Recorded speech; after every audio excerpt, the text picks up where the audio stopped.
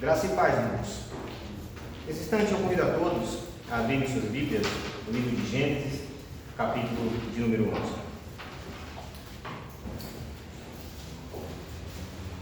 Iremos fazer a leitura dos versos de número 1 ao 9.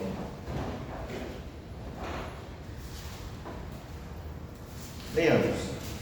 E a palavra inerrante do nosso Deus nos diz o seguinte: Ora, em toda a terra havia apenas uma linguagem e uma só maneira de falar. Sucedeu que, partindo eles do Oriente, deram com uma planície na terra de Sinar e habitaram. E disseram uns aos outros: Vinde, façamos tijolos e queimemo-los bem. Os tijolos serviram-nos de pedra e o betume de argamassa. Disseram: Vinde, edifiquemos para nós uma cidade e uma torre, cujo topo chegue até os céus, e tornemos célebre o nosso nome, para que não sejamos espalhados por toda a terra. Então desceu o Senhor para ver a cidade e a torre que os filhos dos homens edificavam.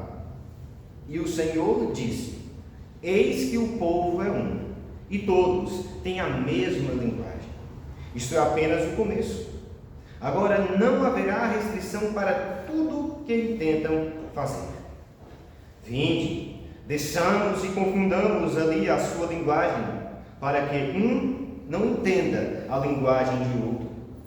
Destarte, o Senhor os dispersou dali pela superfície da terra, e cessaram de edificar a cidade.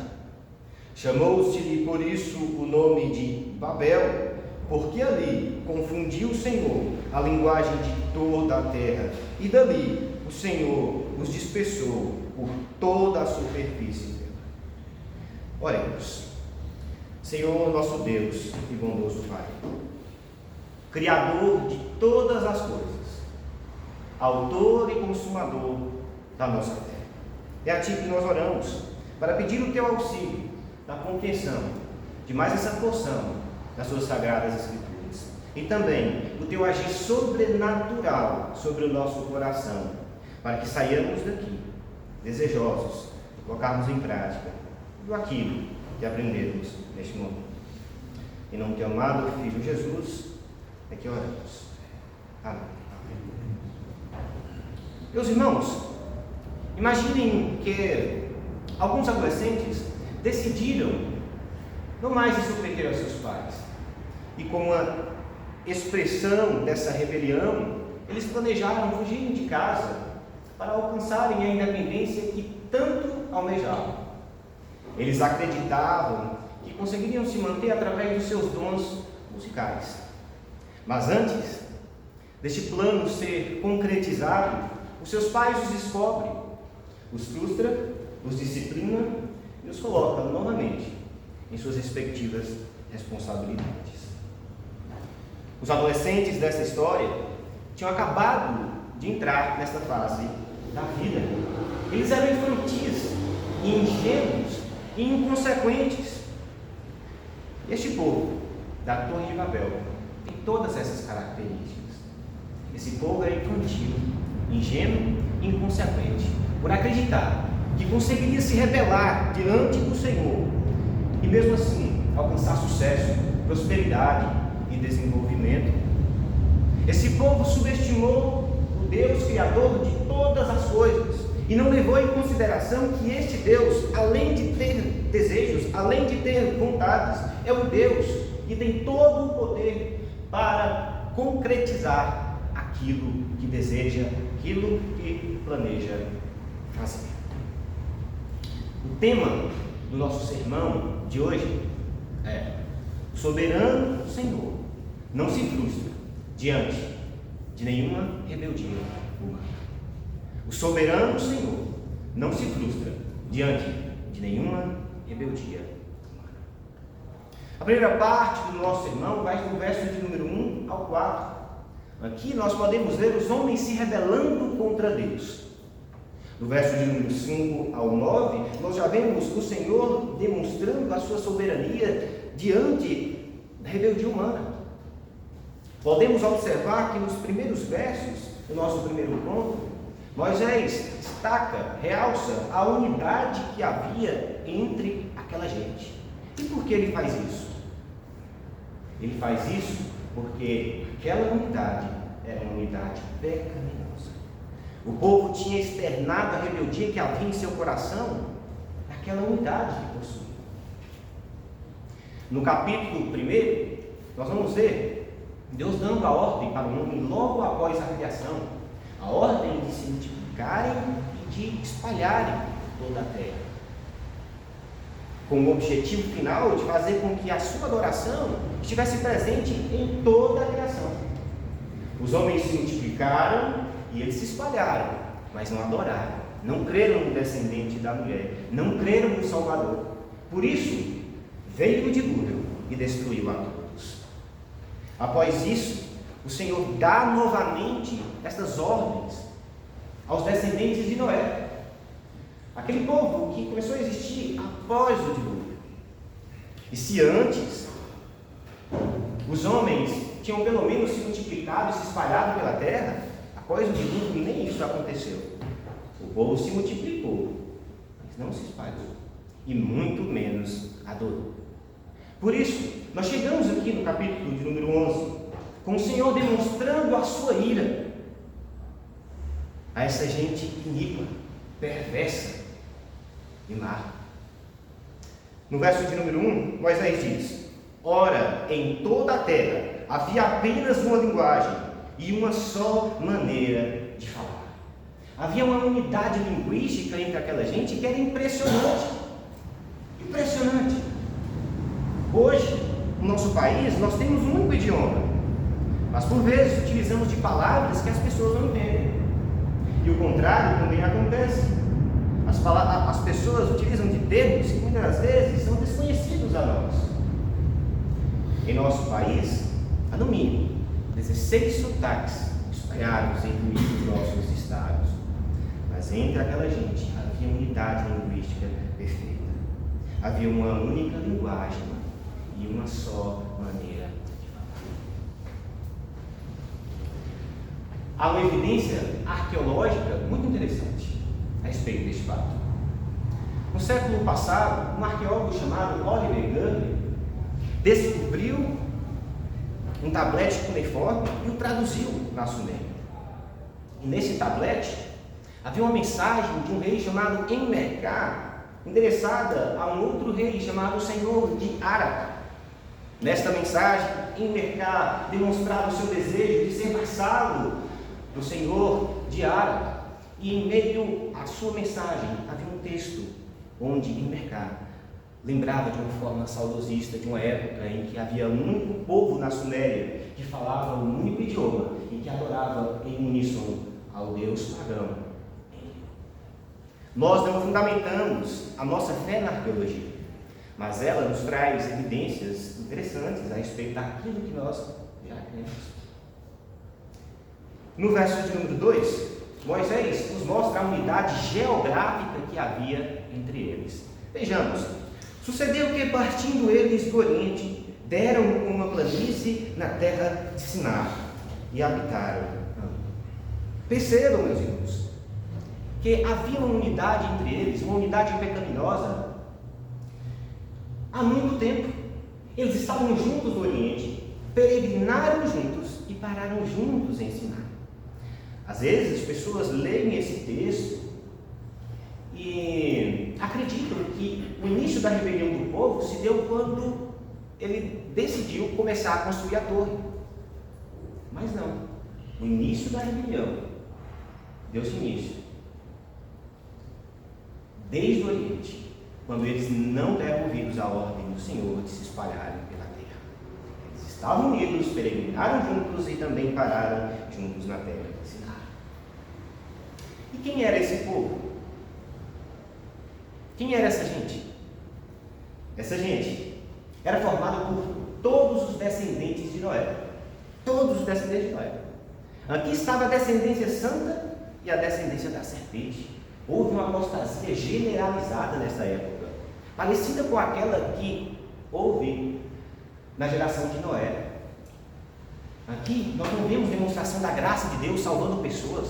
Não vemos pelo menos uma família como na época do dilúvio aconteceu, recebendo a graça de Deus, sendo salvo e demonstrando a glória do Senhor na terra.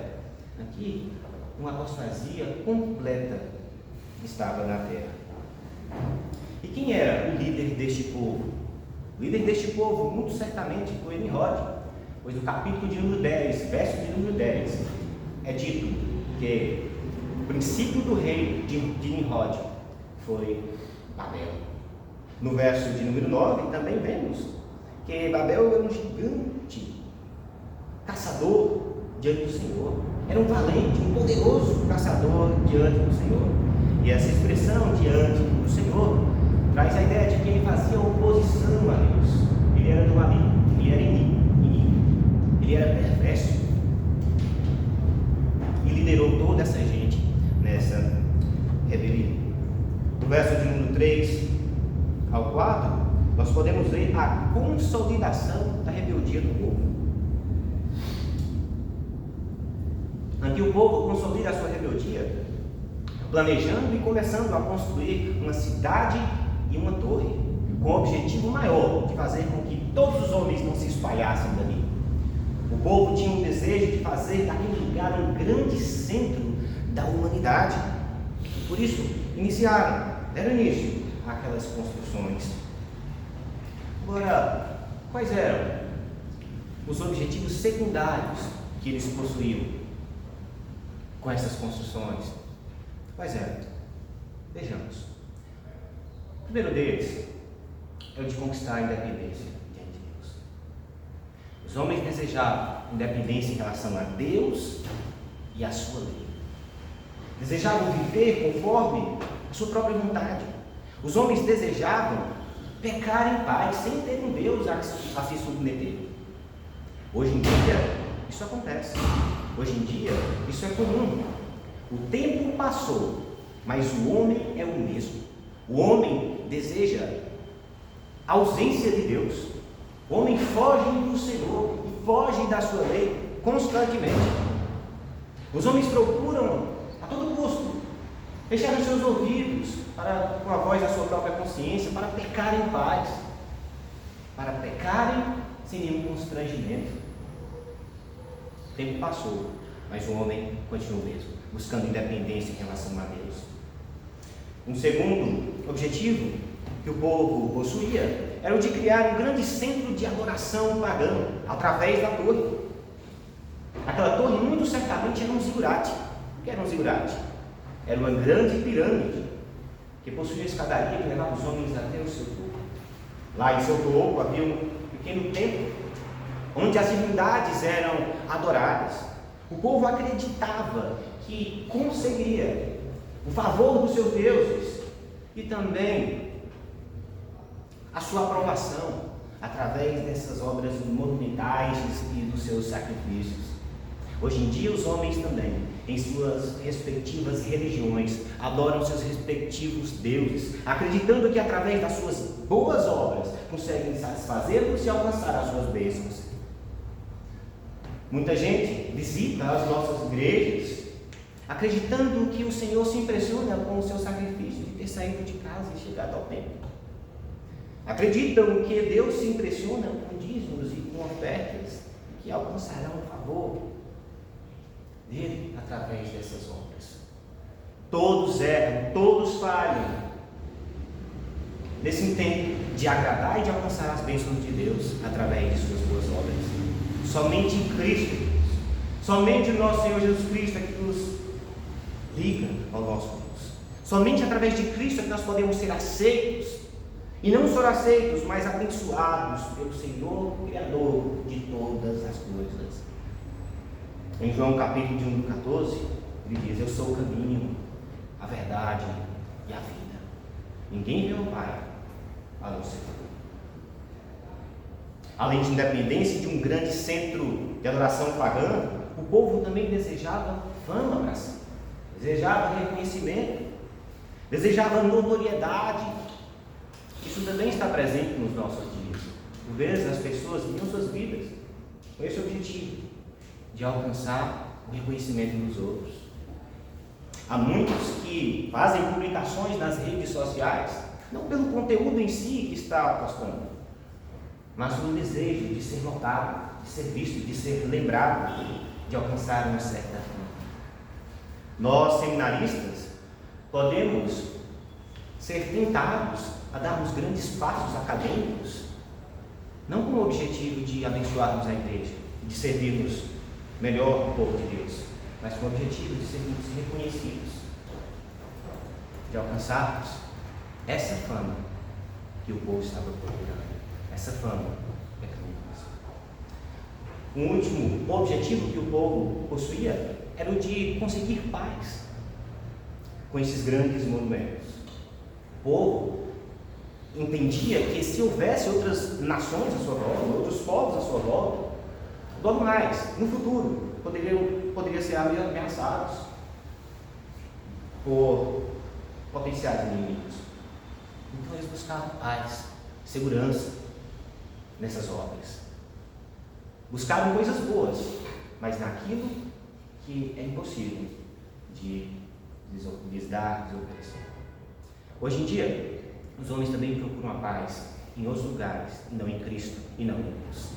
Há quem procura a paz nas riquezas, em um bom trabalho, em bens materiais, em pessoas influentes e poderosas à sua volta, mas não procuram no Cristo que Isaías disse, que é o príncipe da paz.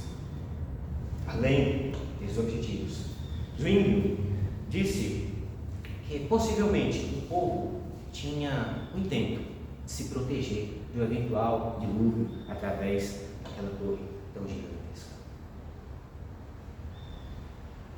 Enfim, terminamos essa parte vendo Deus destacar a rebelião humana e o seu fracasso. Por que Deus faz isso, irmãos?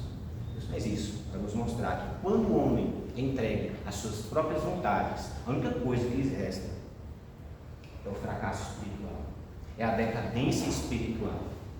Paulo diz isso em Romanos, capítulo 1. Essa rebeldia que havia no coração de Nimrod e daquele povo, também há no coração de todo aquele que não aceita o nosso Senhor Jesus Cristo como Salvador de sua vida.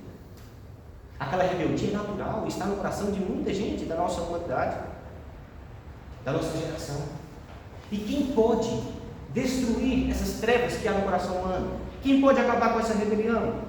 Somente Cristo, aquele que viveu perfeitamente há 2000 anos atrás e deu a sua vida por nós. Somente Ele pode acabar com as trevas que há no coração humano. Somente Ele pode trazer luz onde há trevas. Somente Ele pode trazer vida onde há morte. Somente Ele pode amolecer o coração endurecido. Somente Ele pode salvar o homem caído. Portanto, preguemos o Santo Evangelho, preguemos a palavra de Deus, falemos de Cristo para esse mundo caído. Pois é, o que essas pessoas necessitam. Após isso, chegamos à segunda parte do nosso texto, que mostra a soberania do Senhor diante da maldade humana. No verso de número 5, Moisés diz: então desceu o Senhor para ver a cidade e a torre que os filhos dos homens edificaram. Aqui o Senhor utiliza de ironia. Deus não precisa descer a lugar nenhum para ver o que está acontecendo. Isso é irônico aqui. O Senhor tenta demonstrar que aquela obra que era tão grandiosa para aqueles homens, para ele era nada, era pueril, era sem importância, era pequena demais. Isso é irônico. O Senhor ri, o Senhor zomba dos homens que acham que pode se rebelar contra ele e mesmo assim se dar bem no futuro. O Senhor zomba de todos aqueles que zombam dele agora, que acham que não terão que prestar contas. Em relação àqueles que se rebelam contra os seus propósitos, no Salmo de número 2, o Senhor diz o seguinte, ou o salmista diz: ri-se aquele que habita nos céus, o Senhor zomba deles. Na sua ira, a seu tempo, lhes há de falar, e no seu furor os confundirá. O salmista ainda diz no verso de número 37, ri-se-á dele o Senhor, pois vê está se aproximando o seu dia. O Senhor ri dos homens maus, por ver que o seu dia se aproximou. Como todos eles são, por acreditar que conseguirão se safar de mim. Como todos eles são, por acreditar que poderão zombar de mim, da minha lei, e mesmo assim ficarem impunes. Além de demonstrar ironia, o Senhor também demonstra aqui que tem um pleno conhecimento daquilo que ele julga e sentencia. O Senhor não se apoia em investigações de terceiros para julgar e sentenciar. O Senhor mesmo conhece o fato de uma forma plena e perfeita, através do seu conhecimento absoluto, e julga com retidão, sentencia com retidão. Após isso, o Senhor diz que a maldade dos homens se multiplicaria no verso de número 6. Vejamos: eis que o povo é um, e todos têm a mesma linguagem. Isto é apenas o começo. Agora não haverá restrição para tudo que intentam fazer. O Senhor nos diz que os próximos passos daquela gente seriam ainda piores do que aqueles que eles estavam dando. O Senhor sabia quais eram aqueles próximos passos. Nós não sabemos, mas Ele sabia. Isso é o que acontece quando um povo, uma nação, dá as costas a Deus. Ela entra em um processo de degradação moral absurda. Isso é o que está acontecendo com o nosso país. Isso é o que está acontecendo com o nosso povo. Hoje nós vemos uma discussão acirrada a respeito do conceito de homem e mulher. Muita gente não sabe mais definir o que é um homem e uma mulher. Há 30 anos atrás isso era impensável. Ninguém pensava em ideologia de gênero. Ninguém levava em consideração que essa discussão poderia vir à tona na sociedade. Certamente os nossos avós, os nossos pais, há décadas atrás, achavam extremamente estranho alguém defender esses tipos de posicionamentos. E hoje nós vemos diante dos nossos olhos. Em algumas circunstâncias, o politicamente correto pode tentar nos constranger a chamar um homem de 2 metros de altura de Bruninha e o reconhecê-lo como uma mulher. Porque ele simplesmente se vê assim, se chama Bruno e acha Bruninha bonita. A discussão a respeito do aborto e da liberação de algumas drogas também espantariam as gerações passadas. E hoje nós vemos essas discussões a todo vapor em nossa sociedade. A violência tem se alastrado em nosso meio. Dentre outros crimes, o roubo e o furto têm acontecido constantemente diante dos nossos olhos. As nossas leis não punem e muito menos constrangem os criminosos, e nós ficamos à mercê da criminalidade. Não sentimos mais seguros nem para sair de casa. Nosso país tem entrado em um processo de degradação moral absurda. Quem pode nos garantir que daqui a 20 anos não será legalizado o casamento entre um homem e uma criança de 5, 6, 7 anos de idade? Quem pode nos garantir que não será moralmente aceito o relacionamento sexual entre um homem e um animal daqui a algumas décadas? No período de 2000 anos, nenhuma nação, nenhuma sociedade legalizou o casamento homoafetivo, o casamento entre homossexuais. E alguns anos atrás nós podemos ver isso acontecer em nosso país. Nós estamos em um processo de degradação moral absurdo.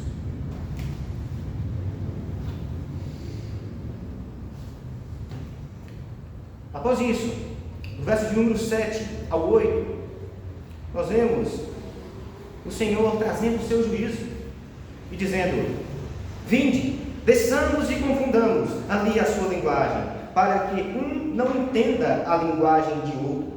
Desta arte, o Senhor os dispersou dali pela superfície da terra e cessaram de edificar a cidade.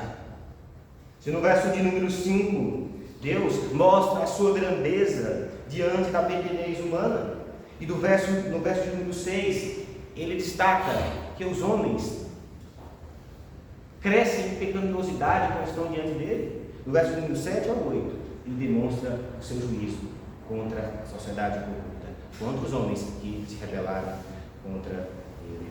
Daqui, irmãos, desse juízo, foi que se deu início às nações destacadas no capítulo de número 10. Daqui, as primeiras línguas surgiram. Por fim, no verso de número 9, é dito: chamou-se-lhe por isso o nome de Babel, porque ali confundiu o Senhor a linguagem de toda a terra, e dali o Senhor os dispersou por toda a superfície. Os construtores daquela torre deram o nome para ela de Babilu. O que significa isso? Significa portal dos deuses. Eles queriam fama, mas o que receberam foi o juízo de Deus. Deus lhes deu o nome de Babel. O nome daquela região se tornou Babel, confusão, e não portal dos deuses. Isso é o que acontece quando o homem busca a fama para si, não a glória de Deus. Ele recebe juízo e não destaque, engrandecimento entre os seus semelhantes. Daqui surgiu a Babilônia, o principal inimigo de Israel. Bem, nós vemos aqui agora o povo disperso, cada qual falando a sua língua. Mas a adoração ainda não era uma realidade. Não havia adoração em toda a criação. Não havia. Por conta disso, o Senhor levanta Abraão, levanta Israel e se revela a todos os povos através do seu povo escolhido. Após algum tempo, o Senhor envia o seu Filho Jesus Cristo, que foi o cumprimento da profecia dada a Abraão de que faria dele uma bênção para todas as famílias da terra.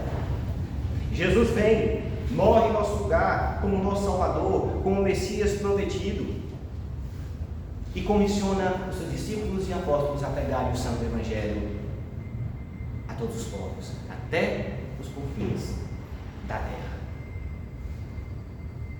Se em Babel Deus utilizou da confusão para cumprir o seu propósito de ver os homens espalhados e a sua glória em toda a criação, em Atos 2, o Senhor utiliza da unidade para ver o seu mesmo propósito ser cumprido, de ver a adoração em todo o campo da criação. Aprendemos com esse texto que nem toda união agrada a Deus. A união entre políticos corruptos, entre ladrões de banco, entre o adúltero e a adúltera, mas nenhuma delas agrada ao Senhor, porque não estão fundamentadas em sua lei e em sua vontade. Há pessoas hoje em dia que buscam o ecumenismo, a amizade com as outras religiões, abraçam as outras religiões em nome do amor, sacrificando a doutrina e a verdade. Outros pecam, compactuando com pecados de pessoas à sua volta, para não perderem a sua amizade. Toda união que não se fundamenta em Cristo, na lei do Senhor, está fracassada. Toda união que não se fundamenta em Cristo está fadada ao fracasso. Devemos almejar a união, mas estando ela fundamentada em Deus. Hoje, já podemos provar dessa união tão desejada pelos homens na igreja. Na igreja nós já podemos provar dessa união que ainda é imperfeita em nosso meio. Mas quando estivermos diante do Cordeiro de Deus, lá nos céus, lhe adorando em uma única voz, aí nós poderemos desfrutar dessa união de forma plena, desta harmonia de uma forma completa e perfeita. João diz em Apocalipse capítulo de número 7, o seguinte, verso de número 9: vi, e eis grande multidão que ninguém podia enumerar, de todas as nações, tribos, povos e línguas, em pé diante do trono e diante do Cordeiro, vestidos de vestiduras brancas, com palmas nas mãos, e clamavam em grande voz, dizendo: ao nosso Deus que se assenta no trono e ao Cordeiro pertence a salvação. Glórias ao nosso Deus, glórias ao Cordeiro do Senhor, que um dia unirá os seus filhos de todas as nações para adorarem ao Senhor soberano. Além disso, não busquemos por engrandecimento pessoal. O engrandecer do homem é uma prerrogativa de Deus. Nós não devemos nos preocupar em ter um grande nome na sociedade. Não devemos nos preocupar em conseguirmos fama. A fama que nós devemos buscar é para o Santo Evangelho. O engrandecimento que nós devemos almejar é o engrandecimento de Cristo e não o nosso próprio. Aquele povo desejou um grande nome, desejou serem conhecidos como aqueles que moram no portal dos deuses, aqueles que estão em volta do portal dos deuses. Mas o que receberam foi o nome de confusão. Eles desejavam um nome que trouxesse fama a eles. Como cidade maravilhosa é para o Rio de Janeiro, como cidade das luzes é para Paris, como cidade eterna é para Roma, cidade perfeita para Jerusalém. Mas o nome que eles conseguiram foi de baderna, confusão, desordem. Eles procuraram agora o que encontraram, o juízo santo do Senhor. Talvez no nosso ministério nós podemos não escrever livros, talvez essa não vai ser a vontade de Deus para nós. Talvez, quando nos formarmos, não pregaremos em grandes conferências, ou conseguiremos fazer um doutorado. Talvez a vontade de Deus para nós será sairmos daqui para um lugar pequeno, uma igreja pequena, uma cidadezinha pacata, desconhecida por todos. Não sei, talvez daqui sairá um presidente do nosso Supremo Conselho. Talvez Deus queira engrandecer alguém que está aqui no nosso meio. Talvez daqui sairá um próximo grande político que destaca na nossa sociedade. Talvez daqui sairá um pregador midiático que terá fama em toda a nossa nação. Não sabemos. O que nós sabemos é que devemos ser fiéis a Deus, onde Ele nos colocar, a responsabilidade que Ele nos der. Pois nós somos, acima de tudo, servos do Senhor. Como diz Tiago, capítulo de número 4, verso de número 6, o Senhor resiste aos soberbos, mas dá graça aos humildes. Concluindo, irmãos, Deus executará toda a sua vontade, mesmo diante de toda a rebeldia que nós vemos na nossa sociedade. No capítulo de número 9, Ele ordenou o povo a se multiplicar e se espalhar pela terra. O povo resistiu a isso. Deus veio e trouxe juízo e concretizou o seu plano. O povo não adorou. O Senhor levantou Abraão, levantou Israel e fez com que a sua glória pudesse ser revelada a todo canto. Após isso, Ele enviou o seu Filho Jesus, que morreu em nosso lugar, que concretizou todas as promessas do Antigo Testamento. O nosso Senhor Jesus cumpre toda a sua obra na terra e comissiona a sua igreja a pregar o Santo Evangelho em todo o mundo. A igreja começou a fazer isso lá no primeiro século. E até o dia de hoje, a igreja continua a obedecer e cumprir essa vontade do nosso Deus. Assim como o Senhor concretizou essa sua vontade, Ele concretizará todas as outras que possui até o dia da consumação final. Porque o nosso Deus não é um Deus que só tem desejos, é um Deus que é soberano e todo-poderoso para fazer tudo aquilo que Ele quer. Como diz Jó, capítulo de número 42, verso de número 2, ó Senhor, bem sei que tudo podes e que nenhum dos teus propósitos podem ser impedidos. O nosso Senhor é soberano sobre tudo e sobre todos. Soberano Senhor não se frustra diante de nenhuma rebeldia. Feche seus olhos. Senhor nosso bondoso Deus, nós te agradecemos por esse instante em que o Senhor se revelou a nós através da tua palavra. Obrigado, Pai, por todo o teu cuidado, por toda a tua proteção, por toda a tua soberania que nos traz paz e segurança.